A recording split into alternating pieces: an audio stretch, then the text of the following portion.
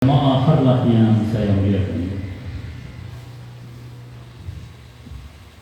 Setiap pertemuan dalam rangka mengagungkan atau menghormati sebuah pergerakan keagamaan, utamanya Islam sebagai agama yang utama. Apakah itu yang namanya harlah? Apakah itu yang namanya Maulid Nabi? Ataukah itu hari-hari yang kita biasa lakukan pada saat ada keluarga kita yang meninggal dunia? Semua itu adalah majelis zikir. Semua kegiatan-kegiatan di mana kita berkumpul lalu kita mengenang ajaran keagamaan, kita mengenang etika-etika moral dalam Islam, kita menghormati para pendahulu kita yang telah berjuang demi membangun peradaban kemanusiaan dan persaudaraan, terutama merawat persaudaraan Islam. Maka itu bagian dari zikir kepada Allah Subhanahu wa Ta'ala. Banyak orang yang mencoba membid'ahkan masalah ini, dan NU hadir untuk itu.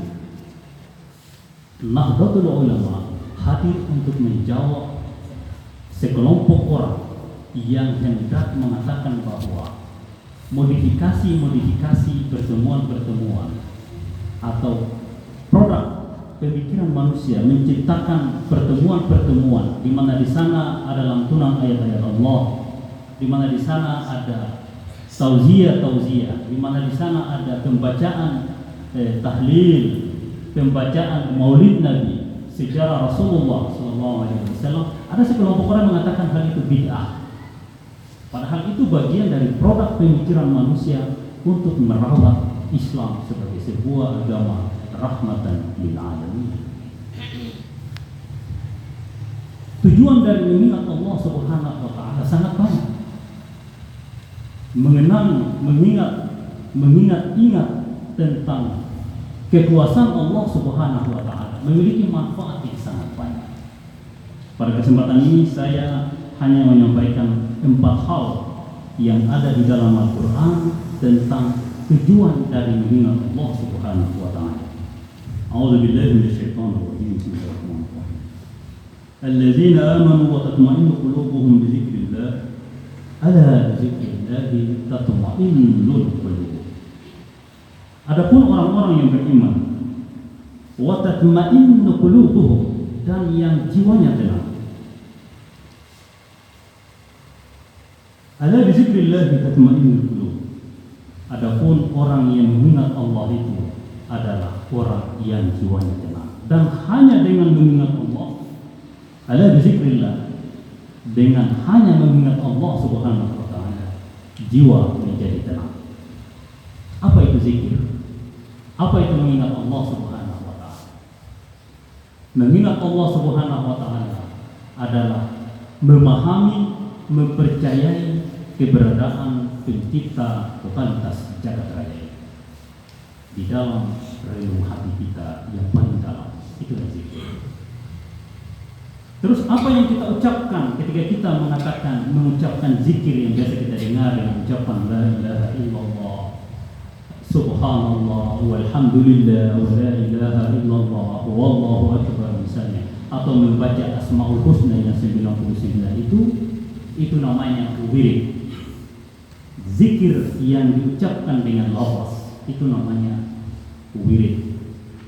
Jamaknya namanya aurat.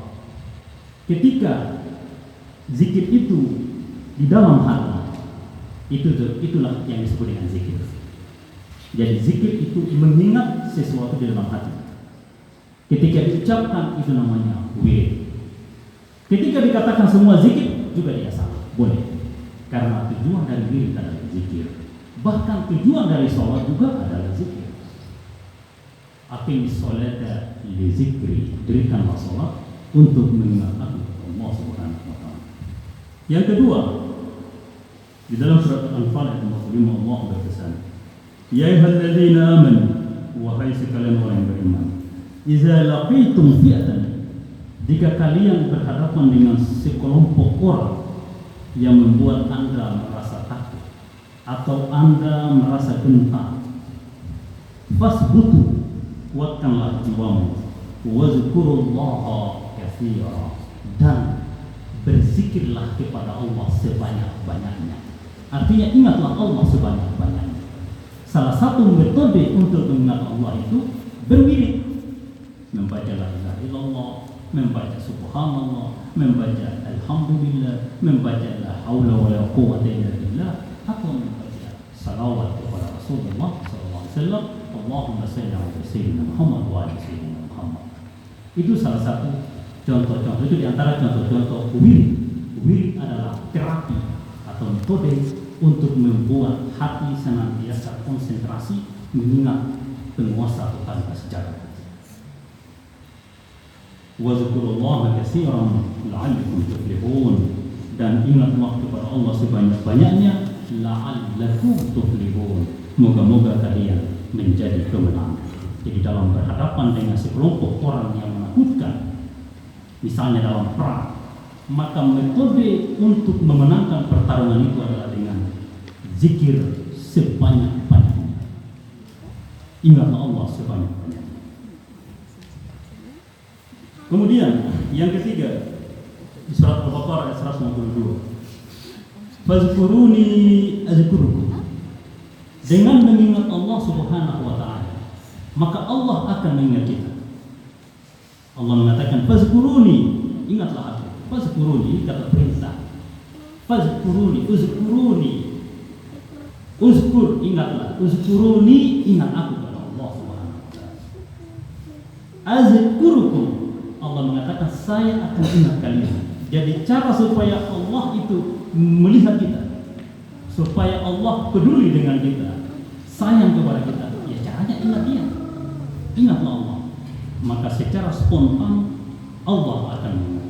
Fazkuruni azkurukum washkuruli, bersyukurlah kepada Allah, wala takfurun, dan jangan ingkar. Jadi segala hal yang kita nikmati disyukuri, terutama nikmat nafas. Kita hidup ini karena kita masih bisa menarik dan menghembuskan nafas. Kita masih bisa melihat, kita bisa mendengar. Ini adalah nikmat Allah yang paling besar. Banyak orang menganggap bahwa nikmat Allah itu kecuali punya kekayaan, punya jabatan. Itu nikmat lain. Tapi nikmat yang utama adalah nikmat keberadaan kita, hidupnya kita di dunia ini, nikmat kehidupan ini. Washkuruli, bersyukurlah kepada Allah, wala takfurun, dan jangan engkau ingkari. Yang kelima adalah Al-Ahzab 35. Innal muslimina wal muslimat, sesungguhnya muslim laki-laki ataupun muslim perempuan. Biasanya ibu-ibu kecewa kenapa Al-Quran itu selalu mengajak muslim laki-laki. Kenapa Al-Quran itu selalu berbicara kepada laki-laki? Bahkan pernah di zaman Nabi ada keluhan, mengapa kok hanya laki-laki terus yang diajak, wanita tidak diajak? Padahal majelis taklim sekarang ini yang banyak perempuan, ibu-ibu. Laki-laki nampaknya majelis taklimnya hampir-hampir tak terdengar. Iya, ternyata Allah berpesan dalam surat Al-Baqarah ayat 35, innal muslimina wal muslimat, sesungguhnya muslim laki-laki dan muslim perempuan, wal mu'minina wal mu'minat, mukmin laki-laki dan mukmin perempuan, wal qanitina wal qanitat, orang yang taat baik laki-laki maupun perempuan, was-shadiqina was-shadiqat, orang-orang yang jujur baik laki-laki maupun perempuan, was-sabirina was-sabirat, orang-orang yang sabar baik laki-laki maupun perempuan, wal khashi'ina wal khashi'at, orang-orang yang takut kepada Allah baik laki-laki maupun perempuan, wal mutasaddiqina wal mutasaddiqat, orang-orang yang bersedekah baik laki-laki maupun perempuan, was-shaimina was-shaimat, orang yang berpuasa baik laki-laki maupun perempuan, wal hafizina furujahum wal hafizat, orang yang menjaga kehormatan harga dirinya baik laki-laki maupun perempuan, waz-zakirina Allah katsiran waz-zakirat, dan orang yang mengingat Allah baik laki-laki maupun perempuan, a'adda lahum maghfiratan wa ajran 'azima, Allah siapkan bagi mereka pahala yang besar balasan yang besar dan ampunan dari Allah Subhanahu wa taala. Tidak terkecuali jenis kelamin. Jenis kelamin tidak membatasi seseorang untuk mendekatkan diri kepada Allah Subhanahu wa taala. Jadi keluhan-keluhan di zaman dulu bahwa hanya laki-laki yang diajak berbicara dengan Allah Subhanahu wa taala, hanya laki-laki yang dianggap jadi nabi, itu terbantahkan dengan surat Al-Ahzab ayat 35 dan kisah Maryam binti Imran. Maryam adalah seorang wanita yang hidupnya beribadah kepada Allah, dan dari ibadahnya itu lahirlah seorang putra yang langsung diangkat jadi nabi, yaitu Isa al-Masih. Jadi Allah pernah mengangkat wanita setara nabi, yaitu Maryam, walaupun dia bukan seorang nabi, tapi dia memiliki derajat sama dengan Anbiya. Itu luar biasa kekuatan ibu. Dan dari ibu itulah lahirlah para nabi, karena tidak ada nabi yang dilahirkan oleh laki-laki. Semua nabi dilahirkan oleh wanita. Itu luar biasa ya. Makanya dalam surat Al-Ahzab ayat 35 ini adalah sebuah jawaban atas pertanyaan-pertanyaan bangsa Arab di zaman tersebut. Hadirin jamaah Allah yang saya hormati, Nahdlatul Ulama hadir untuk menjawab segala bentuk-bentuk pergerakan yang mencoba mencederai majelis-majelis zikir. Karena majelis zikir itu bagian dari tradisi, kultur, budaya, dan wajah Nahdlatul Ulama. Nahdlatul Ulama identik dengan budaya zikir. Nahdlatul Ulama identik